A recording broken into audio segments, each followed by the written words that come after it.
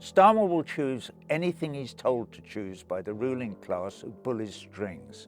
We know that. Because he is a snake in the grass. He really is. In every possible way. In every possible way. Who would have thought that we would be watching on our screens every morning the most horrendous genocide we've seen since the Second World War, and our governments are not just doing nothing about it, they're enabling, facilitating, and profiting from it. They're living in this awful, awful society where genocide of another people is part of their whole political ethos. And the sooner it finishes, the better.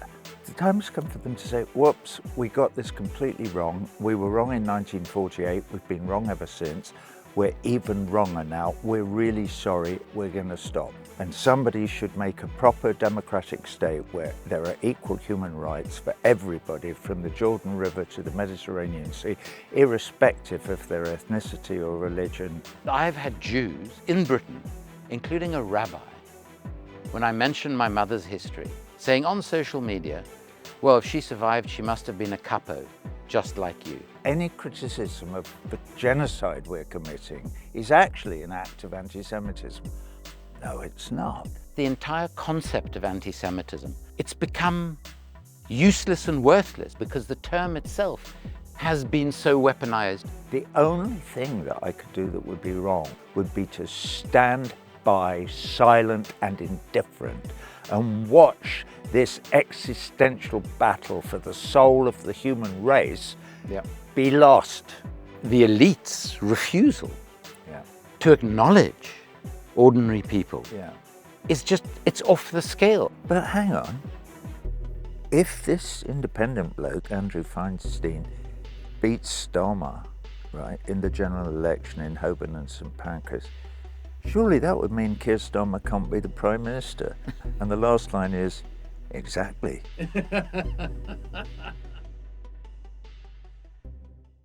Good morning. Good morning. Great to be here with you. Very good. Be here too, Andrew. Yeah. Yeah. Can I ask you something to start off with? I'm obviously Jewish.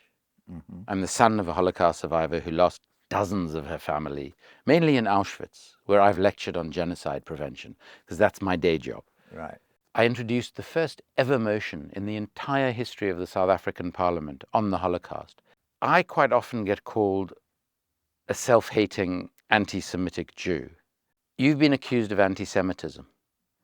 You've been accused of glorifying Nazism. But my understanding of your career, and I mean that both your music career, which is intertwined with what I regard as your campaigning career, your entire work has been around anti-fascism. Tell me a bit about the sort of accusations you faced and how you've reacted to them. Well, excuse me for smiling, but we haven't got long enough to go through all of that muck from there. But what I would say now, in just coming up to July 2024, is it's beginning to wear a bit thin. I mean, at our concert which we did last Friday in that lovely church on the Euston Road, there were a few people gathered outside. I saw a picture that apparently some people came and they had a banner and Israeli flags and things. Yeah. But it's really beginning to sound very empty and vacuous now. I mean, one thing, to answer your question directly, obviously I'm not an anti-Semite. I never have been, I never will be. I've never done anything anti-Semitic in my life or said anything, notwithstanding what people have written about. So if it wasn't mildly irritating, it would almost be funny. But it's the only argument that the genociders have. That's the only argument that they can put together. This is all, any criticism of the genocide we're committing is actually an act of anti-Semitism. No, it's not. And this has been shown over and over again, not just by me, but by many, many activists who have been accused of anti-Semitism, yourself included. Yeah. It's so absurd that it's hardly worth responding to. Yeah.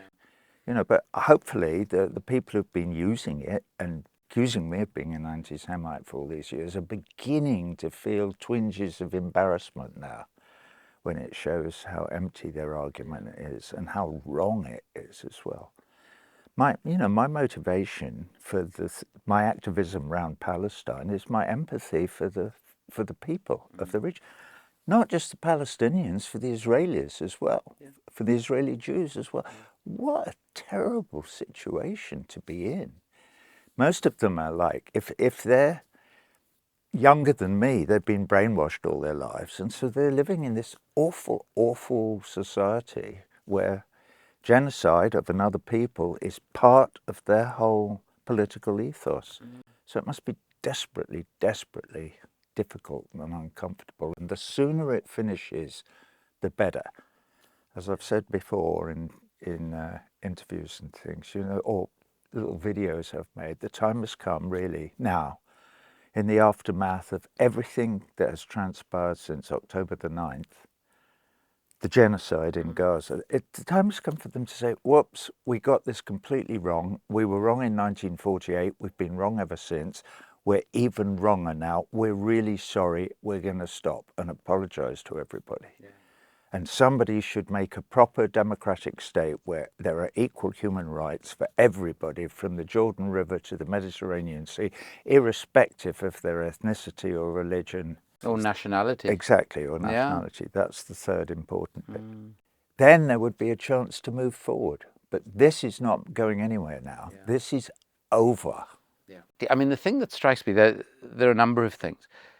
I've experienced anti-Semitism personally. Very young age, I'll never forget, my mom was driving myself and a few friends to football practice after school. I was in primary school. Yeah. And this one kid, my mom had a Mini, the old Mini. I know them well. Yeah. And there were about 6 of us trying to get into it. So this one guy sort of shouts out, "Oh, you know how you can get a dozen Jews into your Mini? Just put a 50-cent piece on the back seat." And I didn't fully understand it. And my mom was incandescent. And she said to him, "Gavin, not only are you walking to football practice for the rest of your days, I never want to see your face again." And I was sort of quite embarrassed. And I said to her, "Mom, why were you so angry with him?" And she explained to me. So that's my earliest memory of it. Then, during my maiden speech in South Africa's democratic parliament, I'm talking for my sins on the most boring debate in the history of any parliament, the post office budget vote, that literally no one wanted to listen to. Right. And the old party, exactly, the old party of apartheid, the National Party, these guys on the front bench start shouting at me in Afrikaans, "Yo communist, yo communist, you communist, you communist." And eventually our then Deputy Minister of Finance stands up and says, "Could we just ask the National Party why they're shouting at Member Feinstein that he's a communist?" So this guy stands up very proudly and he says, "Well, he's a Jew and he's a member of the ANC, so of course he's a communist. Every Jew who's a member of the ANC is a communist." So he was kicked out of the house. Now, for me, of course, it's not that nice. What's far worse is I've had Jews in Britain, including a rabbi, when I mentioned my mother's history, saying on social media, "Well, if she survived, she must have been a capo, just like you." And there is nothing worse you can say to a Jewish person, that they were a Nazi collaborator. But the issue for me, coming from a country that has obviously had battled racism for hundreds and hundreds of years, is that the entire concept of anti-Semitism, which is hatred of Jews as Jews, and that's it. It's very uncomplicated and simple. It's become useless and worthless because it has been so abused, so that we can't fight actual anti-Semitism anymore because the term itself has been so weaponized for these little factional battles and, of course, to protect the State of Israel. Not least by the adoption of the IHRA definition in 2019 by the Labour Party. Well, exactly. And, we should bear in mind, I suppose, that Keir Starmer has expelled more Jews from the Labour Party as leader to combat racism and anti-Semitism than all other leaders of the party combined in its history. It's absurd. When you said capo, it made me think of our very good friend Naomi Winborn-Idrissi's little movie where she's got that piece with, what's his name? Well, he's a Holocaust survivor, and they were doing an evening meeting, and they were being accused of being capos by persons unknown. You know, obviously right wing of the Labour Party, weaponizing the anti-Semitism slur in their bid to oust anybody with any connections at all with Jeremy Corbyn. And they succeeded. They succeeded, absolutely. I mean, which is why we have to fight back so hard and prevent Starmer from becoming the Prime Minister. Even if Labour win the general election, that's so fundamentally important, which is why we're here talking to you. Well, first of all, I must say thank you for the fact that you actually, via somebody who I can't recall, you sent me a text, and I thought, okay, this is someone having me on. And I looked at the profile and I thought, I'm going to go onto this and find they have 7 followers, and that they're trying to see just how gullible I am. And then I looked, you have a few more than 7 followers, you probably know. It was incredibly heartwarming for me. Well, it's funny you should say that, because that was March the 18th, was the first thing I did. It was the very first piece I wrote for Substack, and I've only written 3. I've only written 2 more since then, because I haven't got time, you know, to write odd things and put it up. And it was called "Let Them Eat Grass," and the whole context of it was just after seeing a clip from boys in Gaza collecting grass to eat.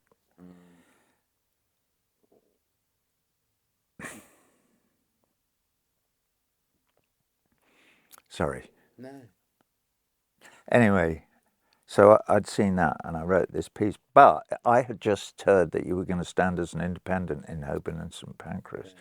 And so I wrote, that's what the piece goes. And I said, and I can remember the last 2 lines of the piece are, but hang on, if this independent bloke, Andrew Feinstein, beats Starmer, right, in the general election in Holborn and St Pancras, surely that would mean Keir Starmer can't be the Prime Minister. And the last line is, exactly. Because he is a snake in the grass. He really is. In every possible way. In every possible way. I'm still toying with the idea of the bus next week. Round the constituency.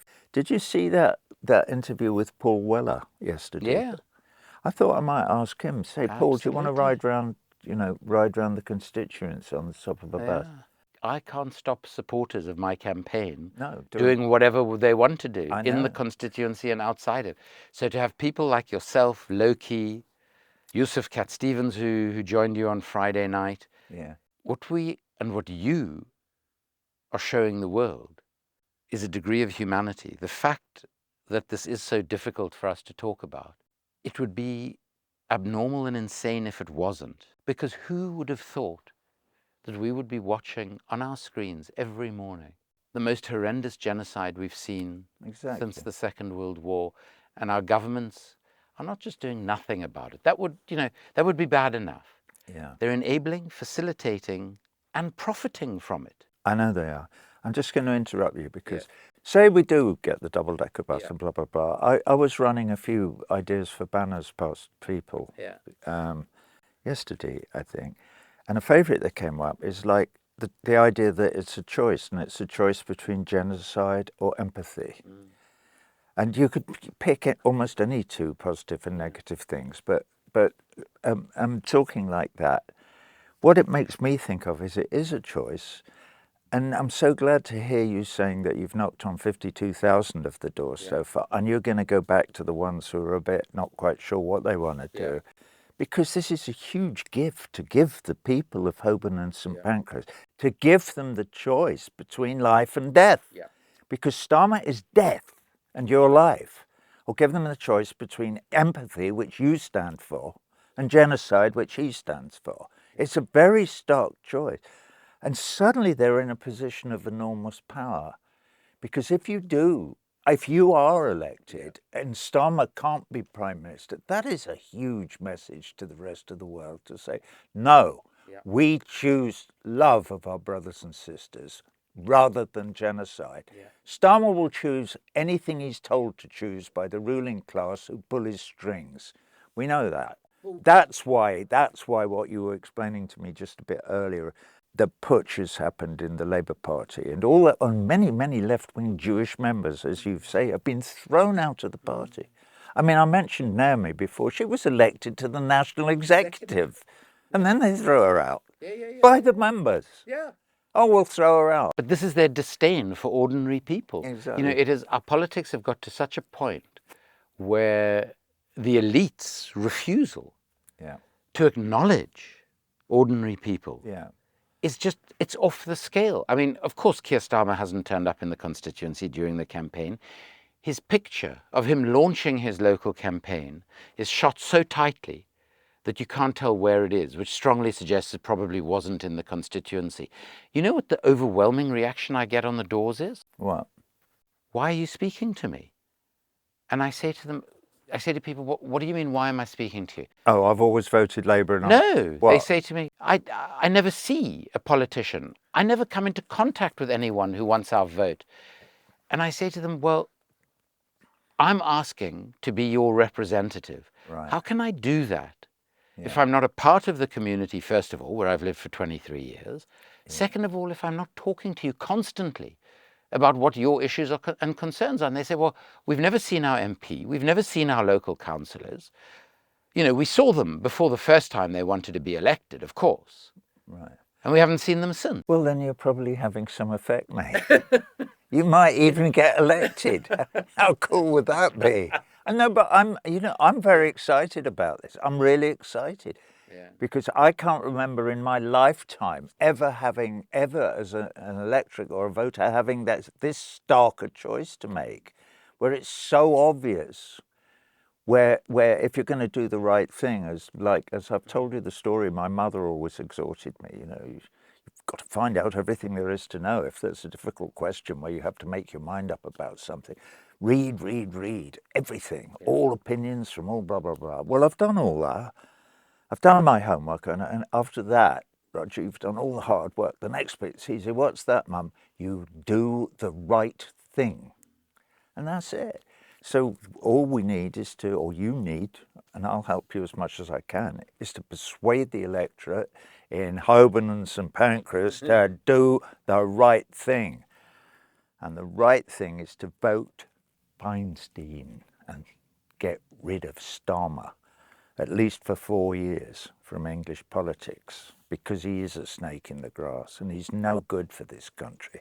He's no good for the people of this country, and particularly he's no good for the working people of this country. There we are, that's my political speech for the day. It's incredible that Unite the Union, which is the biggest union affiliated to the Labour Party, has refused to endorse his manifesto because it is so weak on workers' rights. And of course, in truly Orwellian terms, he calls it a manifesto of change for working people. And he invoked a huge estate in Holborn and St Pancras that you would have heard of, called Somerstown, which went through really tough times in the 60s and 70s, which is still a very deprived area. And he says, this is a manifesto that is for areas like Somerstown in my constituency. I've spent a lot of time in Somerstown over the last few weeks. They don't remember seeing him, so their memories aren't long enough to remember seeing him. Second of all, there is absolutely nothing in his manifesto that will make their lives any easier. In fact, there's a lot of stuff that is going to continue to make their lives more difficult. And the reality is it's a manifesto for the billionaires, and it's a manifesto for the people who fund him. Just, if I could, if you wouldn't mind, there's just one story. There are two things. One is you used the word existential when we first spoke about the situation, and it would be good to speak a bit more about that. But the second is I want to mention someone's name to you because I think it's actually important. I had a wonderful, wonderful friend, Riva Joffe, South African born. Her parents were Russian. They landed up in South Africa. They actually met at a meeting of the South African Communist Party, of which, despite the National Party suggesting I was never a member. They married, had Riva. During the Second World War, because her father was a communist, he was jailed in the same camp as the Nazis, who had formed a Nazi-supporting militia. And unfortunately, he had a breakdown. So he came out of imprisonment after the war, was placed under the equivalent of house arrest. He was given a banning order, which means he couldn't be in a room with more than one other person at any time, and they would monitor him. And this is the environment in which Riva grew up. He then illegally broke his banning order and they fled to the UK. They had a little house in West Hampstead that acted as a safe house for the ANC leadership when they were traveling the world trying to garner support. So she literally grew up on the knee of some of our most famous struggle veterans from the generation before Mandela. So Riva, towards the end of COVID, she's struggling for her life. She's suffering from respiratory problems. She's in ICU. She receives a letter from the Labour Party. Now, the last bit of the story I'm going to tell you is that she worked as a therapist. And she was beloved in the Jewish community in North London. But half of her practice was pro bono, where she just gave services to people seeking asylum in this country. She received a letter from the Labour Party expelling her for racism and anti-Semitism. She died a few days later. I wrote to Keir Starmer asking him to posthumously withdraw the expulsion and apologize to her family, who also wrote to him. None of us got as much as a reply, just to say the letter had been received. Absolutely nothing. And that speaks volumes for me. Why am I not surprised? Now, well, then we just have to redouble our efforts and make sure we get rid of the bastard, that's all. Yeah. Tell me why you use the word existential to describe the situation we're in the world. Well, the phrase that I've been using is, we are all involved in an existential battle for the soul of the human race. So I guess I'm making a kind of quasi-philosophical statement about my belief that right and wrong exists, completely ignoring religion and Yahweh or any kind of a thing. You know, and because this is a kind of secular belief handed down to me by my mother after my father was killed in the Second World War. Really, there's the right thing to do and the wrong. It's like the little story I just told. When you've done all the reading and you do the right thing.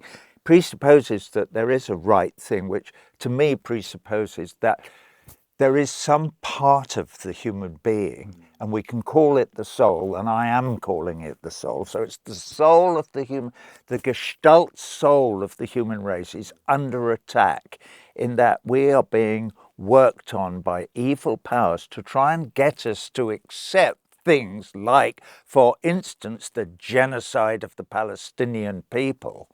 If we accept that genocide is okay, we have relinquished our attachment to the goodness that is in all our hearts and our capacity to empathize with other human beings. But it is a battle. Keir Starmer is on the other side of that battle. He has no idea what a soul is. He's driven by something that you and I don't understand. You can see it from the way he behaves, the way his actions, and doing something like that to the South African lady who you were talking about, Russian South African lady who you were talking about. So he doesn't get that is doing the wrong thing. Yeah. But I know it is, and you know it is, and I hope most of your constituents know it is, because it is. Certainly my mum knew it was. Yeah. So that's what, but it's a real battle, and that's why every morning I wake up and I go, what can I do today? I said it in the gig the other night on Friday. Yeah. The only thing that I could do that would be wrong would be to wake up in the morning and not be thinking. No, I think I said on the mic, I said the only thing that I could do would be really, really the wrong thing to do would be to stand by, silent and indifferent, and watch this existential battle for the soul of the human race be lost, because I didn't do everything that I could to do the right thing. And that's why this election, in particularly this constituency, is because it will be so symbolic if we unseat Starmer. Be huge. It'll be a huge victory for love and truth over hate and lies, which is what our friend Keir Starmer stands for. You know, if we look to the future, it's not really, I don't believe, it's not my place to suggest to the Palestinian people how they should organize themselves in their land, which has been occupied since 1948, brutally and illegally. But we do have a lesson in South Africa, where we had 350 plus years of a racist oligarchy, where a minority were taught to dehumanize another people. And in the process, as you alluded to earlier, were themselves dehumanized, which always happens with the oppressor. And South Africa managed to end that. It's not a country without huge challenges. But the one thing that is remarkable about it is the sort of reconciliation that has taken place and the way in which people who were taught to hate each other live together in harmony and honestly, in love. Nowhere in the world do I see the warmth between human beings, despite a very high crime rate, despite huge economic inequality, but the warmth between ordinary human beings, as I do in South Africa. That's fascinating to hear you say that. And it gives me hope. Good. That Palestine Good. Can indeed one day be free. Well, the thing, I'm going to interrupt you, but for the future of Palestine, the Palestinians have to say, we're not going to make that mistake. I was thinking about this just this morning when I woke up. You know, because, hang on a minute, we've been a horrible genocide committed on or attempted genocide committed on our people. I know, wouldn't it be a good idea if we then became the oppressors of somebody else and killed a whole other people, just like the Israelis have done? No, it wouldn't. Yeah. That's why it's so important that they organize themselves into a single, united, democratic state, from Egypt to the Lebanon, from, and from Syria and wherever else, to the sea. And they're going to have to figure out how to live with everybody who's living in there with absolutely equal rights for all the citizens. And that is going to be a huge stretch for any Israeli citizens who want to stay there. And there will be some, I'm sure. Yeah, absolutely. And so there should be. Interestingly, white South Africans have never had it as good as they've had it since 1994. Well, and the other thing is that I heard you say, and I don't know a great deal about it, but I know enough about it because I studied some of the Truth and Reconciliation sessions. I watched some of them, with the torturer and the tortured confronting each other, sitting on chairs in, somewhere or other. And they're very, very moving. And it was fantastic that Mandela introduced that after the ANC took power in wasn't it? I mean, that was almost the best thing that happened. Absolutely. So there's going to have to be truth and reconciliation, and there's going to have to be recompense, and there's going to have to be blah, blah, blah, blah. And for the Israeli people to accept that as a people is going to be very difficult, but they have no option. Yeah. There's no other way forward. Absolutely. It cannot go on with them oppressing the indigenous people of the land. It is over. Anyway, we're not here to talk about that. But thank you so much for everything you do, not just for Palestine. But we are here, sorry. I'm going to listen to your speech in a minute of thanks, and I really appreciate it. I really do. But I've been thinking about what happens after this general election. We've no idea. But we do need a new direction for a Labour Party. The Labour Party has to follow you and the other independents who are running on the anti-genocide ticket, if I can call it that, I'm not wrong.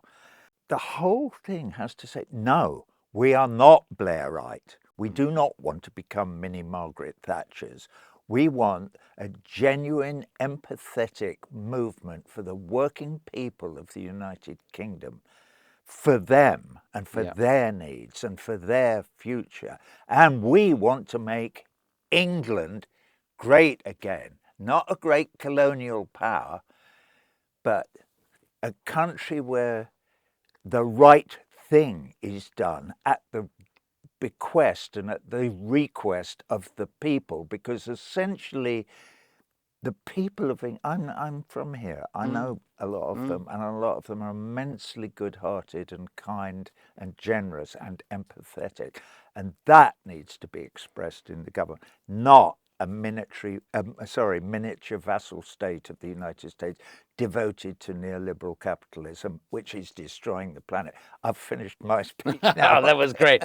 So in saying thank you to you, I'm also going to say that whatever happens on the 4th of July, Yeah. not only in Holborn and St Pancras, which is obviously a crucial seat for the reasons you've outlined, but across the country, we are going to build that movement. And I'm afraid that I'm going to be knocking on your door again to come back to Camden, because this is going to start in Camden and it's going to start locally across the country, with communities rebuilding themselves, rebuilding locally and nationally the sort of society you've just outlined that we all want. Well, good for you. How encouraging, wasn't it? I mean, I'm blown away by what I've heard today. And so I hope you are too. Get out there on July the 4th and vote for these candidates so we can make a change in this country. And if you can, if you've got any pocket money left, support Double Down News through Patreon.